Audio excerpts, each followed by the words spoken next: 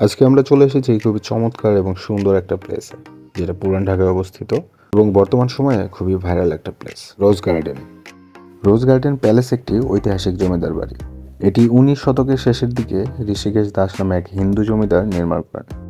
একসময় এই বাড়ির চারপাশে দেশ বিদেশ থেকে আনা অসংখ্য গোলাপ গাছ ছিল, যেখান থেকেই নাম হয়েছে রোজ গার্ডেন। ভবনটির সামনের দিকে রয়েছে বিশাল একটি পুকুর, যেটা দেখতে খুবই মনোমুগ্ধকর। আর এই ভবনটি মূলত গ্রিক স্টাইলের সুন্দর স্থাপত্যে নির্মিত। ও হ্যাঁ, 1949 সালে এখানে কিন্তু আওয়ামী লীগের জন্ম হয়, তাই এটি বাংলাদেশের রাজনৈতিক ইতিহাসেও খুব গুরুত্বপূর্ণ। জায়গাটিতে আসা খুবই সহজ, যে কাউকে বলে দেখিয়ে দিবে বা আপনি গুগল ম্যাপের সাহায্যে চলে আসতে পারবেন। জায়গাটি ছোট হলেও খুবই সুন্দর একটা প্লেস। আপনি আপনার প্রিয় বন্ধু বান্ধব বা ফ্যামিলির কাউকে নিয়ে অনায়াসে ঘুরে আসতে পারবেন।